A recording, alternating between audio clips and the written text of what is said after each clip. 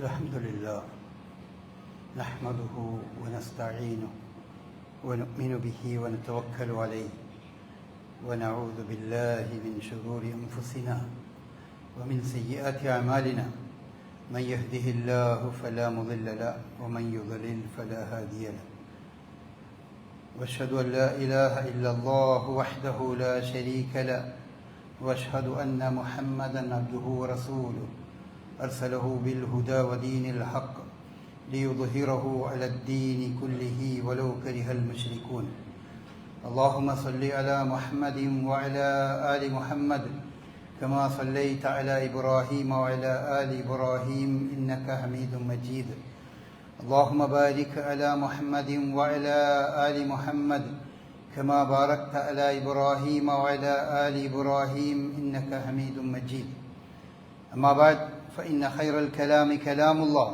وخير الهدي هدي محمد صلى الله عليه وسلم وشر الأمور محدثاتها وكل محدثة بدعة يا أيها الذين آمنوا اتقوا الله حق تقاته ولا تموتن إلا وأنتم مسلمون أعوذ بالله من الشيطان الرجيم بسم الله الرحمن الرحيم وأذن في الناس بالحج يأتوك رجالا وعلى كل ضامر يأتين من كل فج عميق ليشهدوا منافع لهم ويذكروا اسم الله في أيام معلومات على ما رزقهم من بهيمة الأنعام فكلوا منها وأطعموا البائس الفقير. പ്രിയപ്പെട്ട സഹോദരന്മാരെ, സഹോദരികളെ, അല്ലാഹു സുബ്ഹാനഹു വ തആലയുടെ വിധിവിലക്കുകൾ സൂക്ഷിച്ചുകൊണ്ട് അവനോട് ഏറ്റവും തഖ്വയുള്ളവരായി ജീവിക്കണം എന്നുണർത്തുകയാണ്. കഴിഞ്ഞ ദിവസം നമ്മുടെ EK മായിം മാസ്റ്ററുടെ മകൾ ഈ ലോകത്തോട് വിട പറയുകയുണ്ടായി. അതിന് ഏതാനും ദിവസം മുമ്പ് നമ്മുടെ ബാഴ്ത്തിങ്ങൽ അബ്ദുറഹ്മാൻ സാഹിബും അവരൊക്കെ ദീർഘകാലം രോഗാതുരരായി കിടക്കുകയും അങ്ങനെ അള്ളാഹുവിൻ്റെ വിളിക്കുത്തരം നൽകി യാത്ര പോവുകയും ചെയ്തവരാണ്. അള്ളാഹു അവരെയും അമ്മയുമൊക്കെ അവൻ്റെ ജന്നാത്തുൽ ഫിർദൗസിൽ ഒരുമിച്ച് കൂട്ടുമാറാകട്ടെ. ഈ കഴിഞ്ഞ ദിവസങ്ങളിൽ നമ്മളൊരു വലിയ ദുരന്ത വാർത്ത വായിക്കുകയും കേൾക്കുകയുമൊക്കെ ചെയ്തവരാണ്. കുവൈത്തിൽ ഒരു താമസ സ്ഥലത്ത് രാത്രി കിടന്നുറങ്ങിയവർ നേരം പുലരുമ്പോൾ വെന്ത് മരിക്കുന്ന ഒരു ദയനീയമായ ഒരു കാഴ്ചയാണ് കഴിഞ്ഞ ദിവസം നമ്മുടെ നാടിനെ നടുക്കിയിട്ടുള്ളത്. വാസ്തവത്തിൽ മരണമെന്നത് എല്ലാവരെയും പിടികൂടുന്ന ഒന്നാണ്. അത് എപ്പോൾ, എങ്ങനെ, ഏത് രീതിയിൽ എന്നുള്ളത് അത് ആരുടെയും തിരഞ്ഞെടുപ്പിൻ്റെ ഭാഗമല്ല. അത് അല്ലാഹു സുബ്ഹാനഹു വ തആല നിശ്ചയിക്കുന്ന, നിർണയിക്കുന്ന രീതിയിൽ ആ കാര്യം അവൻ്റെ ഖദറനുസരിച്ച്, ഖളാ അനുസരിച്ച് ഓരോരുത്തർക്കും നിശ്ചയിച്ച പോലെ ഏത് നാട്, ഏത് സന്ദർഭം, ഏത് രീതിയിൽ എന്നൊക്കെ പടച്ചവൻ നിശ്ചയിക്കുന്നതാണ്. അതിലേക്ക് എത്തുകയും അങ്ങനെ ഈ ലോകത്തോട് വിട പറയുകയും ചെയ്യുന്നവരാണ്. എന്നാൽ ജീവിച്ചിരിക്കുന്ന നമ്മെ സംബന്ധിച്ചിടത്തോളം ഇത്തരം സംഭവങ്ങൾ നടക്കുമ്പോൾ അതിൽ നിന്ന് വലിയ വലിയ പാഠങ്ങൾ നമുക്കുണ്ട്. ഒന്ന്, മരണം നമ്മോട് വളരെ അടുത്താണ് ഇരിക്കുന്നത് എന്ന ബോധ്യം. ഏത് നിമിഷവും ഇവിടെ നിന്ന് യാത്ര പോകാം. അതുകൊണ്ട് തന്നെ നമ്മൾ പ്രതീക്ഷിക്കാത്ത സന്ദർഭത്തിൽ നിനക്കാത്ത രീതിയിൽ കടന്നു വരുന്ന അവസ്ഥയും മരണത്തിനുണ്ട്. കുറേ അള്ളാഹുവിൻ്റെ അനുഗ്രഹത്താൽ അത് പ്രതീക്ഷിച്ചുകൊണ്ട് അതിനുവേണ്ടി തയ്യാറെടുത്തുകൊണ്ട് കുറേ സമയം കഴിച്ചുകൂട്ടാനും അങ്ങനെ മരണത്തെ നല്ല രീതിയിൽ അഭിമുഖീകരിക്കാനും സാധിക്കുന്ന അവസ്ഥ ഉണ്ട്. രണ്ടാണെങ്കിലും ഒരു വിശ്വാസിയെ സംബന്ധിച്ചിടത്തോളം രണ്ടും അവന് നല്ലതാണ്. റസൂലുള്ളാഹി സ്വല്ലല്ലാഹു അലൈഹി വസല്ലമ പറഞ്ഞ പോലെ വിശ്വാസിയെ സംബന്ധിച്ചിടത്തോളം ഏത് കാര്യവും അവന് നന്മ മാത്രമേ അതിലുണ്ടാവുകയുള്ളൂ എന്നതാണ്. എന്നിരുന്നാലും പെട്ടെന്ന് നിലക്കാത്ത രീതിയിൽ മരണപ്പെട്ടു പോകുന്നതിനെ നമ്മളൊക്കെ ഭയപ്പെടുന്ന ഒരു കാര്യമാണ്. അത് റസൂലുള്ളാഹി സ്വല്ലല്ലാഹു അലൈഹി വസല്ലമയിൽ നിന്ന് പെട്ടെന്നുള്ള മരണത്തിൽ നിന്ന് രക്ഷ തേടുന്ന ഇതിനു വേണ്ടിയുള്ള പ്രത്യേകമായ പ്രാർത്ഥനകളൊന്നും നമ്മൾ പഠിപ്പിക്കപ്പെട്ടിട്ടില്ല. സഹീഹായ ഹദീസുകളിലൊന്നും അങ്ങനത്തെ പ്രാർത്ഥനകളില്ല. പല ആളുകളും സോഷ്യൽ മീഡിയയിലൊക്കെ പലതരം കാര്യങ്ങൾ പറയുകയും ഇന്ന സംഗതികൾ ചെയ്താൽ പെട്ടെന്നുള്ള മരണത്തിൽ നിന്ന് നിനക്കാത്ത മരണത്തിൽ നിന്ന് രക്ഷപ്പെടാൻ സാധിക്കുമെന്നൊക്കെ പറയും. അതൊക്കെ അള്ളാഹുവിന്റെ റസൂലോ വിശുദ്ധ ഖുർആനോ നമുക്ക് പറഞ്ഞു തന്നിട്ടില്ലാത്ത കാര്യമാണ്. ഈ വിഷയകമായി റസൂലുള്ളാഹിയിൽ നിന്ന് റിപ്പോർട്ട് ചെയ്യുന്ന ഒരു വചനം മാത്രമാണ് സഹീഹായി റിപ്പോർട്ട് ചെയ്യപ്പെട്ടിട്ടുള്ളത്. അല്ലാഹുമ്മ ഇന്നി അഊദു ബിക മിൻ സവാലി നിഅമതിക് എന്ന് റസൂലുള്ള പ്രാർത്ഥിക്കാറുണ്ടായിരുന്ന ഒരു പ്രാർത്ഥനയാണ്. അല്ലാഹുവേ, ഞാൻ നിന്നോട് അഭയം തേടുകയാണ്. മിൻ സവാലി നിഅമതിക്, നിന്റെ അനുഗ്രഹം അത് നീങ്ങിപ്പോകുന്നതിൽ നിന്ന്, നീ എനിക്ക് നൽകിയ അനുഗ്രഹങ്ങൾ അത് എന്നിൽ നിന്ന് നീക്കപ്പെടുന്നതിൽ നിന്ന് ഞാൻ നിന്നോട് ശരണം തേടുന്നു. വതഹവ്വുലി ആഫിയതിക്, നീ നൽകിയ ആഫിയത്ത്, ആരോഗ്യം, സൗഖ്യം അത് മാറിപ്പോകുന്നതിൽ നിന്നും ഞാൻ നിന്നോട് ശരണം തേടുന്നു. വഫുജാഅത്തി നിഖ്മതിക്, അപ്രതീക്ഷിതമായി ഉണ്ടാകുന്ന നിന്റെ ശിക്ഷയിൽ നിന്നും അതിൽ നിന്നും ഞാൻ നിന്നോട് ശരണം തേടുന്നു. വജമീഇ സഖ്തിക്, നീ കോപിക്കുന്ന എല്ലാ കാര്യങ്ങളിൽ നിന്നും നീ എന്നെ കാത്തുരക്ഷിക്കണമേ. ഇങ്ങനെ റസൂലുള്ളാഹി സ്വല്ലല്ലാഹി അലൈഹി വസല്ലമ പ്രാർത്ഥിക്കാറുണ്ടായിരുന്നു. അതിൽ അപ്രതീക്ഷിതമായി വരുന്ന അള്ളാഹുവിൻ്റെ ഒരു ശിക്ഷാരൂപത്തിൽ അപ്രതീക്ഷിതമായി വരുന്ന മരണമാണെങ്കിലും മറ്റേതു കാര്യങ്ങളാണെങ്കിലും അതിൽ നിന്ന് രക്ഷ തേടാൻ നമ്മൾ കൽപ്പിക്കപ്പെട്ടിട്ടുണ്ട്. റസൂലുള്ളാഹി സ്വല്ലല്ലാഹി അലൈഹി വസല്ലമ അങ്ങനെ പ്രാർത്ഥിക്കാറുണ്ടായിരുന്നു. ഇബ്നു അബ്ബാസ് റളിയല്ലാഹു അൻഹു, ഇബ്നു മസ്ഊദ് റളിയല്ലാഹു അൻഹു പറയാറുണ്ട്, ആസിഫുൻ അലൽ ഫാജിരി വറാഹത്തുൽ ലിൽ മുഅ്മിൻ, പെട്ടെന്നുള്ള മരണം എന്നത് വിശ്വാസിയെ സംബന്ധിച്ചിടത്തോളം അവനൊരു റാഹത്താണ്, അതൊരു അനുഗ്രഹമാണ്. എന്നാൽ ഒരു താന്തോന്നിയായി ജീവിക്കുന്നവനെ സംബന്ധിച്ചിടത്തോളം ഖേദകരമാണ് എന്നാണ്. അപ്പോൾ നമ്മൾ എപ്പോഴും മനസ്സിലുണ്ടാകേണ്ടത് മരണമെന്നത് എപ്പോഴും നമ്മെ പിടികൂടാവുന്നതാണ്. അതിനെപ്പറ്റിയുള്ള ഓർമ്മിപ്പിക്കലൊക്കെ എപ്പോഴും ആവശ്യവുമാണ്. റസൂലുള്ളാഹി സ്വല്ലല്ലാഹി അലൈഹി വസല്ലമ പറയുകയുണ്ടായി, അക്സിറു ഹാദിമൽ ലദ്ദാത്ത്, നിങ്ങളുടെ എല്ലാ ലദ്ദത്തുകളും എല്ലാ ആസ്വാദ്യതകളെയും ഇല്ലാതെയാക്കുന്ന ആ മരണത്തെ നിങ്ങൾ എപ്പോഴും ധാരാളമായി ഓർത്തുകൊണ്ടിരിക്കണം എന്നുള്ളതാണ്. അപ്പോൾ മരണത്തെപ്പറ്റിയുള്ള വാർത്തയും മരണത്തെപ്പറ്റിയുള്ള വലിയ ദുരന്തങ്ങളെ പറ്റിയൊക്കെ കേൾക്കുമ്പോൾ നമ്മുടെ മനസ്സിൽ ഈ മരണത്തെപ്പറ്റിയുള്ള ഓർമ്മ നമ്മ ധാരാളം ഉണ്ടാകേണ്ടതുണ്ട്. ഇത്തരം സന്ദർഭങ്ങളിൽ മുസ്ലിം ലോകത്തെ പണ്ഡിതന്മാർ ധാരാളം ചർച്ച ചെയ്തൊരു വിഷയമാണ് ഈ മരണം എന്നത്.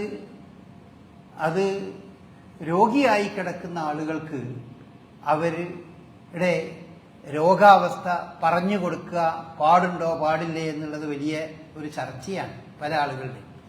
മെഡിക്കൽ സയൻസിൻ്റെ ഏറ്റവും ആധുനികമായ നിരീക്ഷണം ഓരോ രോഗിക്കും അവൻ്റെ രോഗത്തിൻ്റെ അവസ്ഥ അവനോട് പറഞ്ഞു കൊടുക്കണം, അറിയിക്കണം. അത് അറിയിക്കുന്ന രീതി മെല്ലെ മെല്ലെ അവനെ ഞെട്ടിക്കുന്ന രീതിയിലല്ലാത്ത രീതിയിൽ ആശ്വാസമാകുന്ന രീതിയിൽ അത് പറഞ്ഞു കൊടുക്കണം. പക്ഷെ നമ്മളെ ഇടയിലുള്ള സാധാരണയുള്ള ധാരണ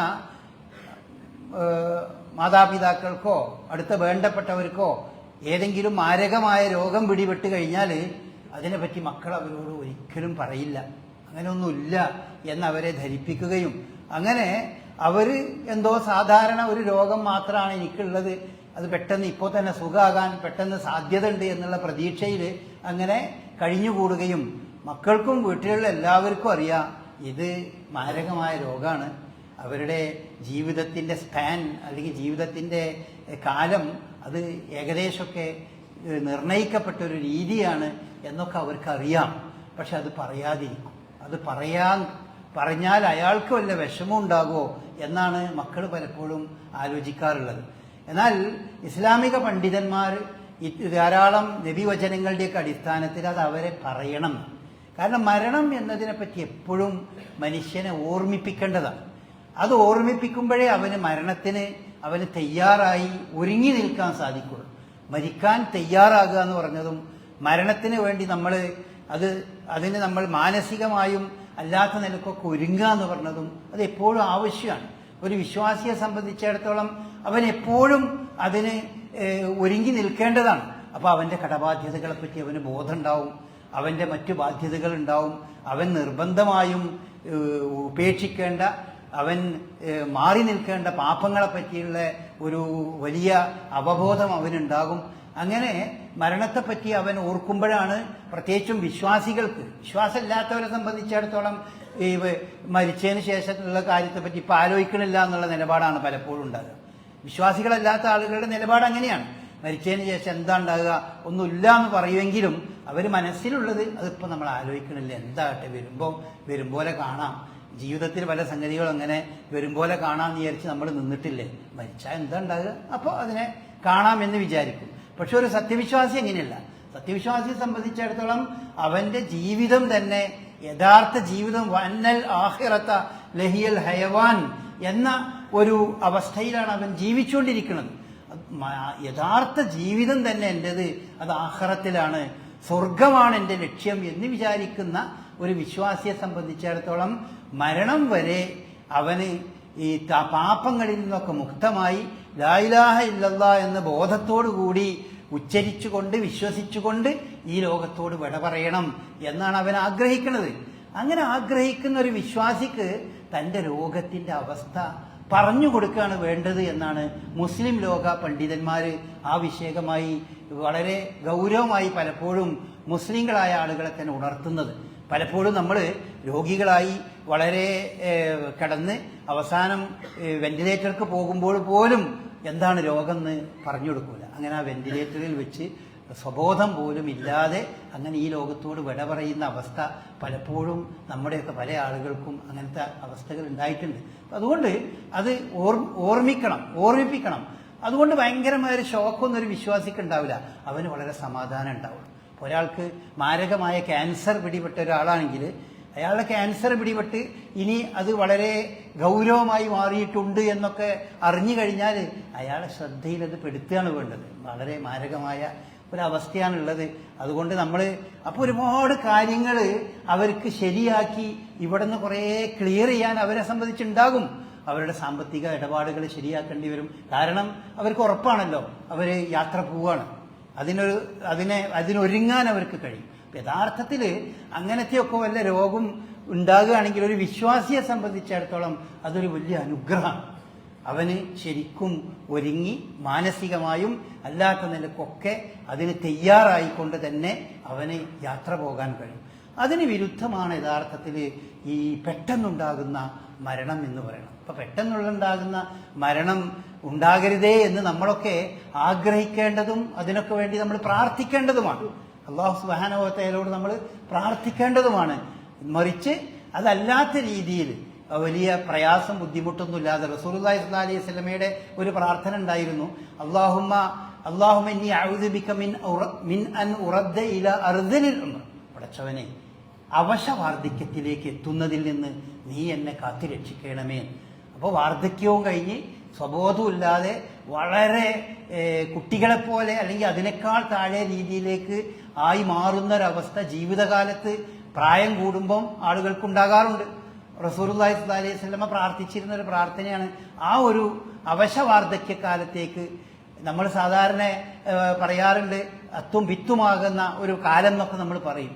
ഒരു ഓർമ്മയുണ്ടാവില്ല കാര്യങ്ങളെപ്പറ്റി, മലവിസർജനവും മൂത്രവിസർജനവും അതിനെപ്പറ്റി ഒന്നും ധാരണയൊന്നുമില്ലാതെ അള്ളാഹു കൽപ്പിച്ച ഒരു ഇബാദത്തും അവരെ സംബന്ധിച്ച് നിർബന്ധം പോലും ഇല്ലാത്ത രീതിയിൽ അവരങ്ങനെ നമ്മൾക്കൊക്കെ ജീവിച്ചിരിക്കുന്ന ആളുകൾക്ക് അല്ലാഹു സുബ്ഹാനഹു വ തആല ഒരു പരീക്ഷണമായി, മക്കൾക്ക് അവരെ പരിപാലിക്കുന്നവർക്ക് സ്വർഗം നരകവും നൽകാനുള്ള ഒരു പരീക്ഷണമായിക്കൊണ്ട് നമ്മുടെ മുമ്പിൽ അവർ ജീവിച്ചുകൊണ്ടിരിക്കുന്നുണ്ടാവും. അപ്പം അങ്ങനത്തെ ഒരവസ്ഥയിൽ എത്തരുതേ എന്ന് റസൂലുള്ള പലപ്പോഴും പ്രാർത്ഥിക്കാറുണ്ടായിരുന്നു. ആ കൂട്ടത്തിൽ നമ്മൾ പ്രാർത്ഥിക്കേണ്ട ഒന്ന് തന്നെയാണ് യഥാർത്ഥത്തിൽ ഈ പെട്ടെന്നുള്ള മരണം. നമുക്കറിയില്ല അല്ലാഹു സുബ്ഹാനഹു വ തആല നിശ്ചയിച്ച രീതിയിൽ കാര്യങ്ങൾ നടക്കുള്ളൂ. എന്തായാലും വിശ്വാസിയെ സംബന്ധിച്ചിടത്തോളം പെട്ടെന്ന് നേരം പുലരുമ്പോഴേക്ക്, രാത്രി കിടന്ന ആൾ നേരം പുലർന്നപ്പോഴേക്ക് മരിച്ചു പോകുന്നൊരവസ്ഥ വരികയാണെങ്കിൽ വിശ്വാസിയെ സംബന്ധിച്ചിടത്തോളം അവന് ഭയപ്പെടാനൊന്നുമില്ല. അവൻ മാനസികമായും വിശ്വാസപരമായും അവൻ്റെ കാര്യങ്ങളിലൊക്കെ അവൻ തയ്യാറുള്ളവനായിരിക്കും, അതൊക്കെ ക്ലിയർ ആക്കിയവനായിരിക്കും. അപ്പം നമ്മൾ വളരെ ശ്രദ്ധിക്കേണ്ടതുണ്ട്. കടബാധ്യതകൾ വളരെ മറ്റു മനുഷ്യരായിട്ടുള്ള ബന്ധത്തിൽ ഏറ്റവും പ്രധാനപ്പെട്ട സംഗതി കടബാധ്യതകൾ എന്ന് പറയുന്നത് അത് മരിച്ചാലും നമ്മെ പിന്നാലെ കൂടുന്ന ഒരു സംഗതിയാണ്. അത് റസൂലുള്ളാഹി സ്വല്ലല്ലാഹി അലൈഹി വസല്ലം പറഞ്ഞ പോലെ ഒരു ഷഹീദാണെങ്കിൽ പോലും യുഗ്ഫറു ലിശ്ശഹീദി കുല്ലുൻ ഇല്ല ദൈൻ എന്ന് പറഞ്ഞു. ഒരു ഷഹീദിന് എല്ലാം അവന് പുറത്തു കൊടുക്കപ്പെടും. അള്ളാഹിന്റെ മാർഗത്തിൽ മരിച്ചു വീണ ഒരാൾക്ക്, യുദ്ധഭൂമിയിൽ മരിച്ചു വീണ ആൾക്ക് അവന്റെ പാപങ്ങളൊക്കെ പൊറുക്കും. ഇല്ല ദൈൻ എന്ന് പറഞ്ഞു. കടബാധ്യതകളില്ല. അപ്പൊ കടബാധ്യതകൾ അവനവൻ തന്നെ അത് തീർക്കേണ്ടതുണ്ട്. അപ്പൊ എന്തൊക്കെ കടമുണ്ട് അത് നമ്മൾ എഴുതി വെക്കണം. അതിനെപ്പറ്റിയൊരു ബോധ്യം ഉണ്ടാകണം. അഥവാ നമ്മൾ ഇന്ന് രാത്രിയാണ് മരിച്ചു പോയാൽ, അല്ലെങ്കിൽ നാളെ രാവിലെ നമ്മൾ എഴുന്നേറ്റിട്ടില്ലെങ്കിൽ നമ്മളെ കടബാധ്യതകളൊന്നും അവിടെ ആർക്കും അറിയാത്തൊരവസ്ഥ ഉണ്ടാകാൻ പാടില്ല. അങ്ങനെ അതാണ് ഇതിന് ഒരുങ്ങുക എന്നൊക്കെ പറയുന്നത്. അതുപോലെ വസിയത്ത് എന്ന് പറയുന്നത് പലപ്പോഴും സഹാബാക്കളൊക്കെ അവരുടെ വസിയത്ത് അവരുടെ തലയണന്റെ ഭാഗത്ത് എന്ന് പറഞ്ഞാൽ ഉറങ്ങുമ്പോൾ വസിയത്ത് അവിടെ ഉണ്ടാവും. മരണത്തെ ആ രീതിയിൽ കാണുന്ന ആളുകൾ ആ രീതിയിൽ ഞാൻ എൻ്റെ മരണത്തിന് ശേഷം എന്തൊക്കെ ചെയ്യണം എന്ന് മക്കളോടോ അല്ലെങ്കിൽ ബാക്കിയുള്ളവരോടോ ഒക്കെ ഉണർത്തുന്ന കാര്യമാണ് യഥാർത്ഥത്തിൽ വസിയത്ത് എന്ന് പറയുന്നത്. അതടക്കം ആ രീതിയിലുള്ള ഒരു തയ്യാറെടുപ്പ് ആയിരുന്നു സഹാബാക്കളിലൊക്കെ നമ്മൾ കണ്ടിരുന്നത്. അപ്പോൾ ഇത്തരം ദുരന്തങ്ങളൊക്കെ നമ്മുടെ മുമ്പിലൂടെ മറഞ്ഞു പോകുമ്പോൾ നമുക്ക് അത്തരം കാര്യങ്ങളെപ്പറ്റി ഓർമ്മിക്കേണ്ടതുണ്ട്.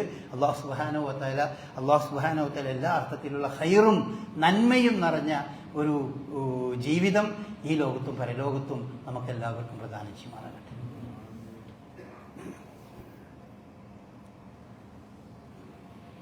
അൽഹംദുലില്ലാഹ് الذي هدانا لهذا وما كنا لنهتدي لولا أن هدانا الله. اللهم صل على محمد وعلى آل محمد كما صليت على إبراهيم وعلى آل إبراهيم إنك حميد مجيد. നമ്മുടെ സഹോദരന്മാർ ഹജ്ജിന് പോയ ആളുകളൊക്കെ ഇന്ന് ദുൽഹിജ്ജ 8 മക്ക കലണ്ടറിൽ ഇന്ന് ദുൽഹിജ്ജ 8. അവരൊക്കെ മിനയിലേക്ക് പോകുന്ന ഒരു ദിവസമാണ്. ഹജ്ജ് ആരംഭിച്ചു കഴിഞ്ഞു എന്നർത്ഥം. ഹജ്ജ് എന്നത് ദുൽഹിജ്ജ മാസം 8, 9, 10, 11, 12, 13 ഇങ്ങനെ 6 ദിവസം. 6 ദിവസത്തിൽ മക്കയും മക്കയുടെ പരിസര പ്രദേശങ്ങളിലും വെച്ച് നടക്കുന്ന പ്രത്യേകമായ ചില ആരാധനാ കർമ്മങ്ങളാണ്. മക്കയിൽ നിന്ന് 20 കിലോമീറ്റർ ദൂരെയുള്ള ഒരു സ്ഥലമാണ് അറഫ.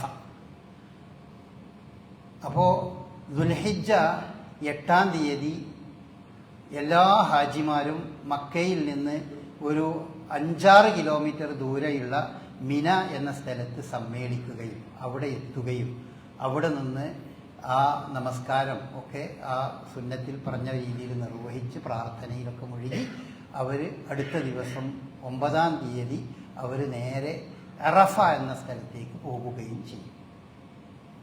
അത് അറഫ എന്ന് പറയുന്നത് മക്കയിൽ നിന്ന് 20 കിലോമീറ്റർ ഏകദേശം ദൂരമുള്ള ഒരു സ്ഥലമാണ്. അപ്പോൾ മിനയിൽ നിന്നൊരു 13 കിലോമീറ്റർ ദൂരം ഉള്ള സ്ഥലത്താണ്. അവിടെ അതാണ് ഏറ്റവും ദൂരെ ഉള്ള സ്ഥലം. പിന്നെ അവിടെ നിന്ന് അവർ മടങ്ങുക. 9-ാം തീയതി നാളെയാണ് അറഫ. അറഫയിൽ ഹാജിമാർ സമ്മേളിക്കുന്നത് നാളെയാണ്. നാളെ മഗ്‌രിബ് കഴിഞ്ഞാൽ അവർ അറഫയിൽ നിന്ന് മടങ്ങി മിനക്കും അറഫക്കും ഇടയിലുള്ള മുസ്ദലിഫ എന്ന സ്ഥലത്ത് അവർ രാത്രി താമസിക്കും. അത് കഴിഞ്ഞ് മറ്റന്നാൾ, അതിന് യൗമുൻ നഹർ എന്നാണ് പറയുക. യൗമുൻ നഹറിന് അവർ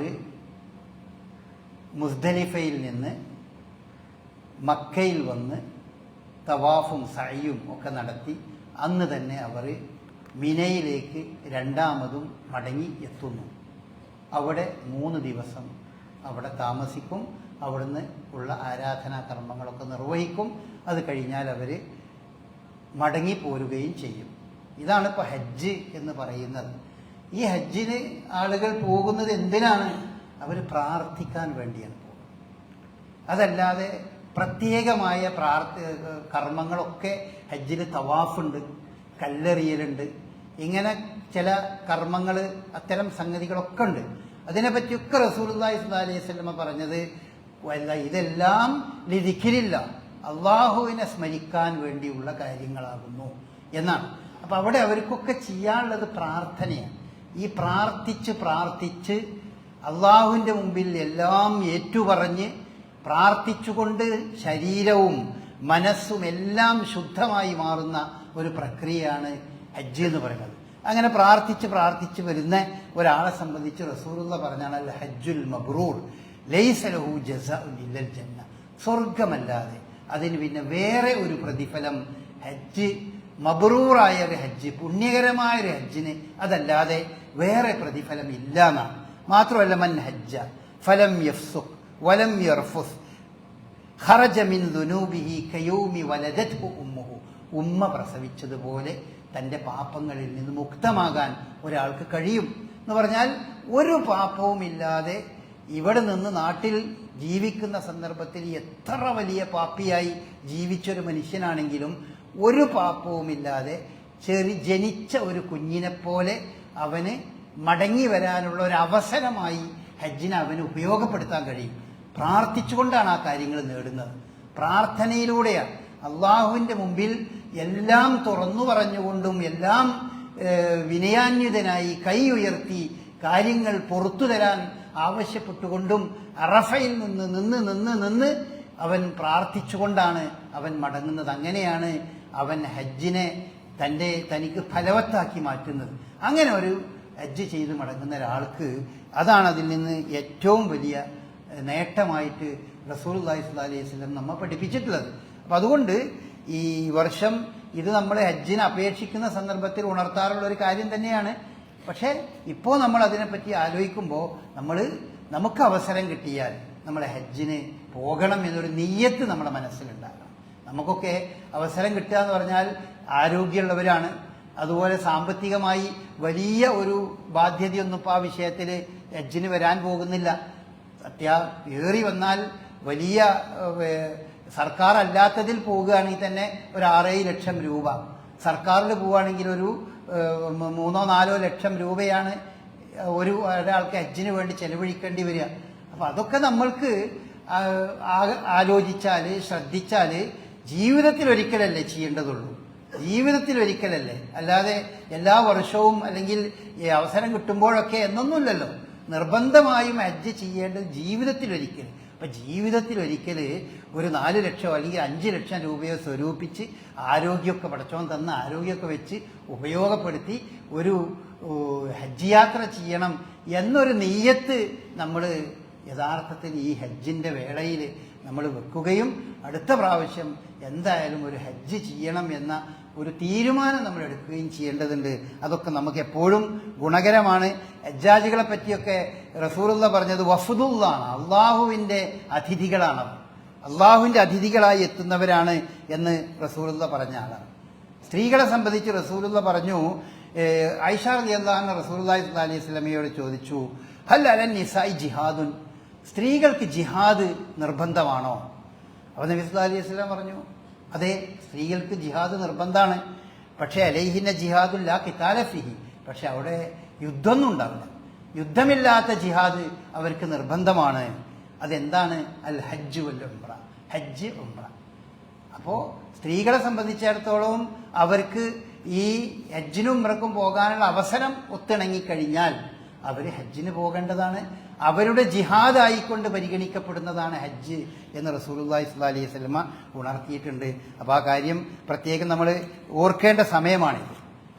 നാളെ കഴിഞ്ഞ് തിങ്കളാഴ്ചയാണ് നമ്മൾ ബലിപെരുന്നാൾ. തിങ്കളാഴ്ച ഇൻഷാ അല്ലാഹ് വലിയ പെരുന്നാൾ. ബലി പെരുന്നാൾ എന്ന് നമ്മൾ പറയും. ലോകത്തിൻ്റെ വിവിധ ഭാഗത്തിൽ ഇതിന് പല പേരും പറയാറുണ്ട്. വലിയ പെരുന്നാൾ ഈദുൽ കബീർ എന്ന് പറയും. നമ്മളും വലിയ പെരുന്നാൾ എന്ന് പറയാറുണ്ട്. അതുപോലെ ഹജ്ജ് പെരുന്നാൾ എന്ന് പറയുന്ന നാടുകളുണ്ട്. അതുപോലെ ഈ ഖുർബാൻ എന്ന് പറയും.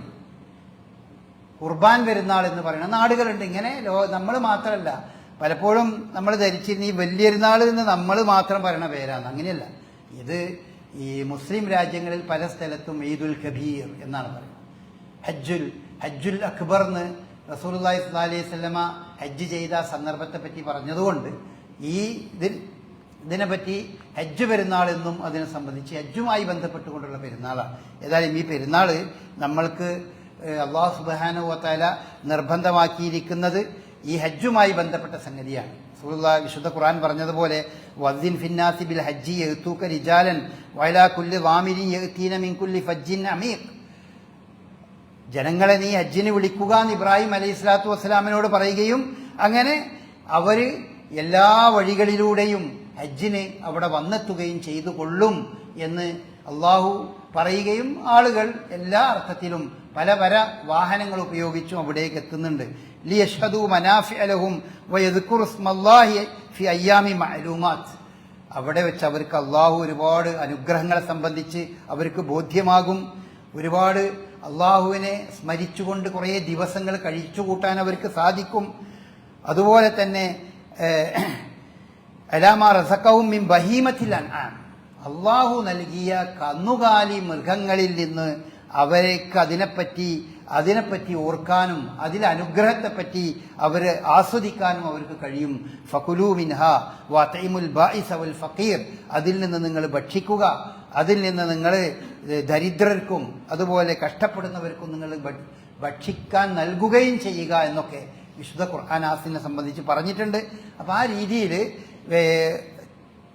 ബലി പെരുന്നാൾ എന്ന് പറയുന്നതിൻ്റെ ഏറ്റവും പ്രധാനപ്പെട്ട ക്രമം ബലി തന്നെയാണ്. അത് ചില യുക്തിവാദികളൊക്കെ വാദിക്കുന്ന പോലെ ബലി എന്ന് പറഞ്ഞാൽ അർക്കലല്ല, അത് ജനസഹായമാണ്, പരോപകാരമാണ് എന്നൊക്കെ പറഞ്ഞാൽ അതൊക്കെ നമ്മൾ കഴിഞ്ഞ ദിവസം സൂചിപ്പിച്ചതുപോലെ ഒരു അനാവശ്യമായ വ്യാഖ്യാനം എന്നെ അതിനെ സംബന്ധിച്ച് നമുക്ക് പറയാൻ പറ്റും. ബലിയെറുക്കലാണ്. ആ ബലിയെറുക്കുന്ന പെരുന്നാൾ എന്നുള്ള നിലയ്ക്ക് തന്നെയാണ് അതിൽ പ്രത്യേകമായി അല്ലാഹു സുബ്ഹാനഹു വ തആല സുന്നത്താക്കി തീർന്നിരിക്കുന്ന ഈ തക്ബീർ ചൊല്ലുകയും അതൊക്കെ നമുക്ക് അറിയുന്നതാണ്. അത് റസൂലുള്ളാഹി സ്വല്ലല്ലാഹി അലൈഹി വസല്ലമ അല്ലെങ്കിൽ സഹാബാക്കളുടെ രീതി അതെങ്ങനെയാന്ന് വെച്ചാൽ ഈ അറഫാ ദിനത്തിൻ്റെ സുബഹി മുതൽ അവർ തക്ബീർ ചൊല്ലി തുടങ്ങും. എന്നിട്ട് അയ്യാമു തശ്രീഖ് അഥവാ ദുൽഹിജ്ജ 13 അസർ നമസ്കാരം കഴിയുന്നവരെ അവർ ഈ ചില റിപ്പോർട്ടുകളിൽ അവർ മഗ്രിബ് വരെ എന്നുമുണ്ട്. ഏതായാലും ഈ 3-4 ദിവസങ്ങൾ ഈ തക്ബീർ ചൊല്ലുന്നത് സഹാബാക്കൾ നമ്മൾ ചെയ്തതായി നമുക്ക് കാണാൻ കഴിയും. അപ്പം അതുകൊണ്ട് ഈ ചെറിയ പെരുന്നാൾ നമ്മൾ പറയുന്ന ഈദുൽ ഫിത്തറിന് നമ്മൾ ഒരു ദിവസമാണ്. പള്ളിയിൽ പെരുന്നാളിന് ഇമാമ് നമസ്കാരം ആരംഭിക്കുന്നവരെ മാത്രമേ തക്ബീറുള്ളൂ. എന്നാൽ ബലി പെരുന്നാളിൻ്റെ തക്ബീർ അത് 3 ദിവസം 4 ദിവസം, അത് അറഫാ ദിനം മുതൽ നമുക്ക് അത് ചൊല്ലാവുന്നതാണ്.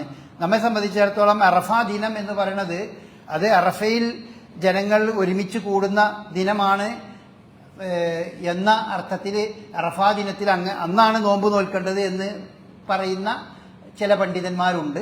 എന്നാൽ നമ്മെ സംബന്ധിച്ചിടത്തോളം റസൂലുള്ളാഹി സ്വല്ലല്ലാഹി അലൈഹി വസല്ലമയുടെ കാലവും അതുപോലെ മറ്റു വെച്ചൊക്കെ നമ്മൾ പരിശോധിച്ച് നോക്കുമ്പോൾ നമ്മെ സംബന്ധിച്ച് യൗമുൻ നഹറിൻ്റെ തലേ ദിവസം, യൗമുൻ നഹർ എന്ന് പറഞ്ഞാൽ നമ്മൾ പെരുന്നാൾ എന്നാണോ ആഘോഷിക്കുന്നത് അതിൻ്റെ തലേ ദിവസം ആണ് അറഫ നോമ്പ്. നമ്മെ സംബന്ധിച്ചിടത്തോളം അത് ഞായറാഴ്ച ദിവസമായിരിക്കും അറഫ നോമ്പ്. അഭിപ്രായ വ്യത്യാസമുള്ള ആളുകളുണ്ട്. ശനിയാഴ്ചയാണ് എന്ന് പറയുന്ന ആളുകളുണ്ട്. അഭിപ്രായ വ്യത്യാസം അത് ഏതാണ് ശരി എന്നൊക്കെ പരിശോധിക്കാവുന്നതേ ഉള്ളൂ.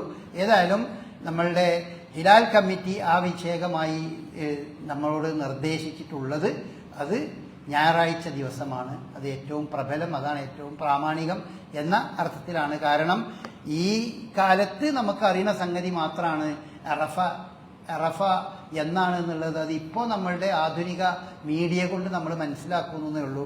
റസൂലിൻ്റെ കാലത്ത് മദീനയിലുള്ള ആളുകൾക്ക് പോലും എപ്പോഴാണ് മക്കയിലെ അറഫ എന്ന് നമുക്ക് കൃത്യമായി അറിയാനുള്ള സാഹചര്യം ആ കാലഘട്ടത്തിൽ ഇല്ല. അപ്പം അതുകൊണ്ട് തന്നെ നമ്മെ സംബന്ധിച്ചിടത്തോളം നമുക്ക് എന്നാണ് ദുൽഹിജ്ജ 9 അന്നാണ് നമ്മൾ അറഫ നോമ്പ് നോൽക്കുന്നത് എന്നാണ് ആ വിഷയത്തിൽ ചെയ്യേണ്ടത്. അഭിപ്രായ വ്യത്യാസം ഉണ്ടെങ്കിലും ആ കാര്യം പ്രത്യേകം ശ്രദ്ധിക്കുക. അള്ളാഹു സുബ്ഹാനഹു വ തആല ശരിയായ രീതിയിൽ ദീൻ പഠിച്ച് മനസ്സിലാക്കി അതനുസരിച്ച് ജീവിക്കുന്ന സത്യവിശ്വാസികളുടെ കൂട്ടത്തിൽ നമ്മെല്ലാം ഉൾപ്പെടുത്തുമാറാകട്ടെ. നമ്മിൽ നിന്ന് വന്നു പോകുന്ന ചെറുതും വലുതുമായ പോരായ്മകൾ, അബദ്ധങ്ങൾ അള്ളാഹു സുബ്ഹാനഹു വ തആല പുറത്ത് മാപ്പാക്കി തരുമാറാകട്ടെ. ഈ ലോകത്തും പരലോകത്തും സുഖവും സമാധാനവും സന്തോഷവും നൽകുന്ന ജീവിതം അവൻ നമുക്ക് പ്രദാനം ചെയ്യുമാറാകട്ടെ. നമ്മുടെ കൂട്ടത്തിൽ രോഗികളായ പല ആളുകളുണ്ട്. പ്രാർത്ഥിക്കണമെന്ന് പ്രത്യേകം വസിയത്ത് ചെയ്ത ആളുകളുണ്ട്. രോഗത്തിൻ്റെ വിഷമവും കെടുതിയും അനുഭവിക്കുന്ന ആളുകളുണ്ട്. അത്തരം ആളുകൾക്കെല്ലാം അല്ലാഹു സുബ്ഹാനഹു വ തആല ശിഫ നൽകി ആശ്വാസം നൽകി ശരീരത്തിനും മനസ്സിനും സമാധാനവും സന്തോഷവും പ്രദാനം ചെയ്ത് രോഗമുക്തമായ ഒരു രീതിയിൽ നമ്മോടൊപ്പം നമ്മുടെ പെരുന്നാളിലും മറ്റുമൊക്കെ പങ്കെടുക്കാനും അതിലൊക്കെ ഭാഗവാക്കാകാനുള്ള തൗഫീഖ് അവൻ പ്രദാനം ചെയ്യുമാറാകട്ടെ. ربنا هب لنا من ازواجنا وذرياتنا قرة اعين واجعلنا للمتقين اماما. اللهم اعز الاسلام والمسلمين واذل الشرك والمشركين. اللهم اغفر للمؤمنين والمؤمنات والمسلمين والمسلمات الاحياء منهم والاموات انك مجيب الدعوات يا قاضي الحاجات. اللهم اجرنا من النار، اللهم اجرنا من النار، اللهم اجرنا من النار. اللهم يا مقلب القلوب ثبت قلوبنا على الإسلام. اللهم يا مقلب القلوب ثبت قلوبنا على الإيمان. ربنا آتنا في الدنيا حسنة وفي الآخرة حسنة وقنا عذاب النار. ربنا تقبل منا إنك أنت السميع العليم وتب علينا إنك أنت التواب الرحيم. وآخر دعوانا أن الحمد لله رب العالمين وصلى الله على نبينا